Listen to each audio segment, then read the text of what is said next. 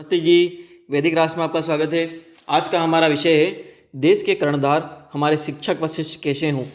आज के इस लेख के लेखक हैं वैदिक विद्वान मनमोहन कुमार आर्य, देहरादून से। आइए विषय की ओर चलते हैं। शिक्षा देने वाले व विद्यार्थियों को शिक्षित करने से अध्यापक को शिक्षक और शिक्षा प्राप्त करने वाले विद्यार्थियों को शिष्य कहा जाता है।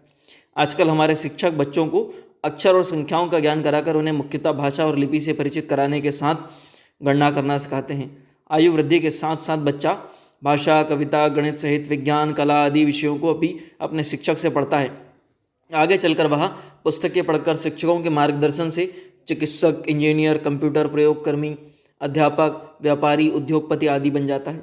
हमारी वर्तमान जो शिक्षा प्रणाली है उसमें बहुत कम ही लोग सत्य और चारित्रिक नियमों का पालन करने वाले बनते हैं। आजकल देखा जाता है कि बात बात पर झूठ बोलना एक आम बात हो गई है। यदि यह कार्य अशिक्षित करते होते तो समझ में आता है, परंतु बड़ी बड़ी उपाधि के धारण करता व उच्च पदों पर प्रतिष्ठित लोग प्राय असत्य बोलते हैं। वह अपने अपने कामों में मिथ्याचार, भ्रष्टाचार आदि में लिप्त पाए जाते हैं। इस असत्य व्यवहार और मिथ्याचार का कारण हमें एक ओर शिक्षा प्रणाली और दूसरी ओर शिक्षकों का निजी आचरण, जीवन चरित्र अनुभव होता है पता। जैसा शिक्षक होगा, माता पिता, परिवार के लोग होंगे, वैसे ही कुछ व अधिक प्रायः शिष्य व संतानें बनती हैं। हमारा देश ज्ञान की दृष्टि से अन्य देशों से अधिक भाग्यशाली रहा है। प्राचीन काल में हमारे देश में लोगों के जीवन व चरित्र आदर्श व महान होते थे, जिसका मुख्य कारण वेदों का ज्ञान, विद्यार्थियों द्वारा उसका अध्ययन, आचार्य के उच्च जीवन चरित्र होते थे। आज 135 करोड़ से अधिक जनसंख्या हो जाने पर भी किसी के बारे में यह कहना कठिन है कि अमुक व्यक्ति सत्य का ही व्यवहार करता है, असत्य का किंचित व्यवहार नहीं करता। इसका चरित्र आदर्श और बेदाग है। इसका कारण हमें शिक्षा में वैदिक मूल्यों की उपेक्षा व पाश्चात्य मूल्यों की बहुलता सहित हमारे शिक्षकों का ज्ञान अज्ञानवश पाश्चात्य मूल्यों के प्रति प्रेम अनुभव होता है। इसके अविद्या आदि अनेक कारण और भी हैं। आइए वैदिक काल में अध्यापक और अध्यापिकाएं कैसे होते थे व होने चाहिए, यह वेदों के मर्मज्ञ, आदर्श और जीवन व चरित्र के धनी महर्षि दयानंद के शब्दों में जानते हैं। महाभारत भारतांतर्गत उद्योग पर्व विदुर प्रयागार के अध्याय 33 के 6 श्लोकों को प्रस्तुत कर वह सत्यार्थ प्रकाश के चतुर्थ समोल्लास में लिखते हैं कि जिसको आत्मज्ञान सम्यक हो, अर्थात जो निकम्मा आलसी कभी ना रहे, सुख दुख, हानि लाभ, मान अपमान, निंदा स्तुति में हर शोक आदि कभी ना करे, धर्म ही नित्य में निश्चित रहे, जिसके मन को उत्तम उत्तम पदार्थ अर्थात विषय संबंधी वस्तुएं आकर्षित ना कर सके, वही पंडित व शिक्षक कहलाता है। सदा धर्मयुक्त कर्मों का सेवन, अधर्मयुक्त कर्मों का त्याग, ईश्वर, वेद, सदाचार की निंदा न करने वाला, ईश्वर आदि में अत्यंत श्रद्धालु हो, वही पंडित व अध्यापक अध्यापिकाएं का कर्तव्य और अकर्तव्य अथवा कर्म है। जो कठिन विषयों को भी शीघ्र जान सके, बहुत काल पर्यंत शास्त्रों को पढ़े सुने और विचारे, जो कुछ जाने उसको परोपकार में प्रयुक्त करे, अपने स्वार्थ के लिए किसी को कोई काम ना करे, बिना पूछे व बिना योग्य समय जाने दूसरों के अर्थ में सम्मति ना दे। ऐसा व्यक्ति ही प्रथम प्रज्ञान पंडित, शिक्षक, अध्यापक और अध्यापिकाओं को होना चाहिए। अध्यापक और अध्यापिकाएं को ऐसा हो जो प्राप्ति के आरोग्य की इच्छा कभी ना करे, नष्ट हुए पदार्थ का शोक ना करे, आपातकाल में मोह को ना प्राप्त हो अर्थात व्याकुल न हो। यह गुण बुद्धिमान पंडित के हैं। ऐसे ही अध्यापक और अध्यापिकाएं होवे जिनकी वाणी सब विद्याओं और प्रश्नोत्तरों के करने में अति निपुण व चित्र, शास्त्रों के प्रकरण का वक्ता, यथा योग्य तर्क स्मृतिमान, ग्रंथों के यथार्थ अर्थ का शीघ्र वक्ता हो, वही पंडित और अध्यापक कहलाता है। जिस व्यक्ति के प्रजा सुने हुए सत्य अर्थ के अनुकूल, जिसका श्रवण बुद्धि के अनुसार हो, जो कभी आर्य अर्थात श्रेष्ठ धार्मिक पुरुषों की मर्यादा का छेदन ना करे, वही पंडित व अध्यापक आदि संज्ञा प्राप्त होवे।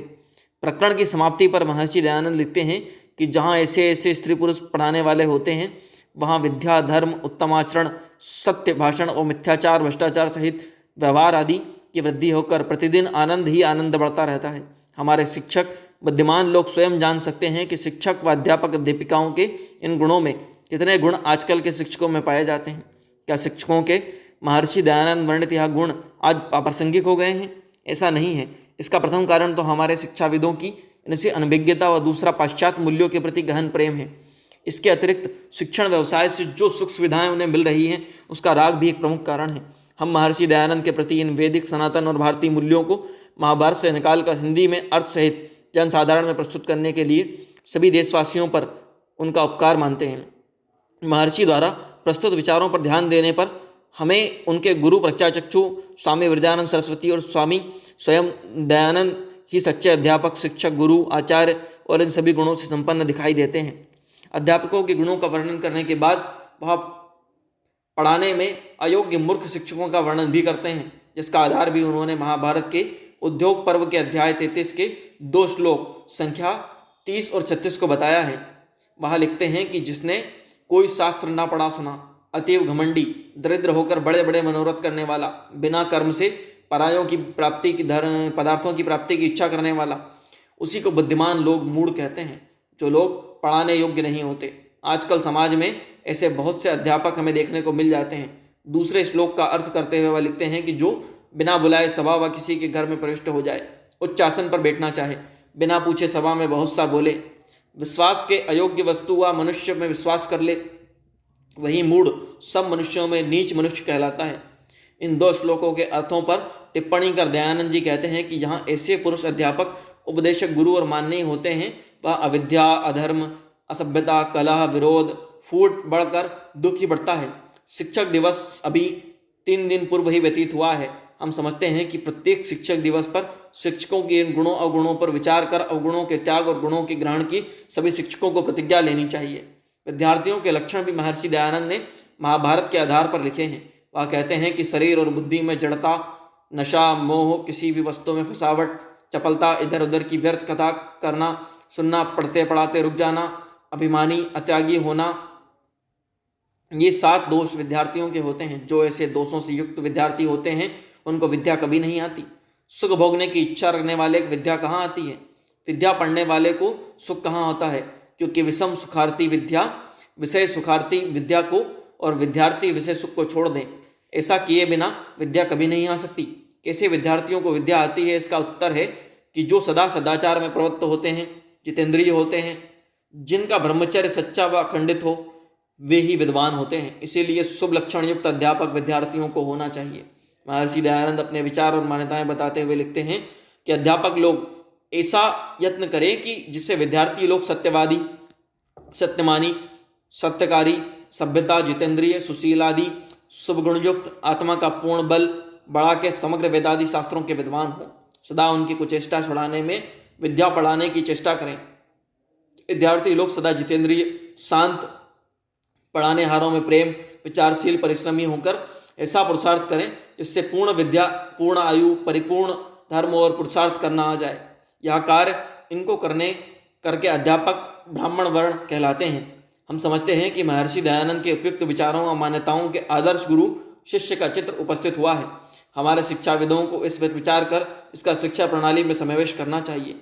कम आयु के बच्चों में सदाचार, सद्ग्रंथों में वेद, दर्शन, उपनिषद, मनुस्मृति, सत्यार्थ प्रकाश आदि की शिक्षा आवश्यक है। इनको पूर्ण व आंशिक ही पाठ्यक्रम में सम्मिलित किया जाना चाहिए, तभी हमें अच्छे शिक्षक व शिष्य प्राप्त होंगे। समूचे देश में संस्कृत अनिवार्य विषय के रूप में पढ़ाई जाए, इससे शिक्षा की बहुत सेवा होगी। इसी के साथ लेख को हम विराम देते हैं। नमस्ते जी। ओम। प्रस्तुत लेख के लेखक हैं वैदिक विद्वान मनमोहन कुमार आर्य। इस तरह के अन्य वैदिक लेखों के लिए, प्रेरणादायक कहानियों के लिए, महापुरुषों के जीवन के प्रेरक प्रसंगों के लिए, वैदिक भजनों के लिए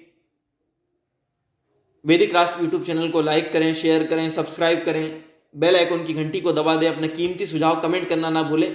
साथ ही साथ अगर आपको हमारे वैदिक विचारों की और वैदिक भजनों की, पंचतंत्र की कहानियों की, प्रेरणादायक महापुरुषों की कहानियों की प्लेलिस्ट चाहिए तो वो डिस्क्रिप्शन बॉक्स में आपके लिए उपलब्ध हो जाएगी। वहाँ से जाकर आप उसका भी लाभ उठा सकते हैं। धन्यवाद।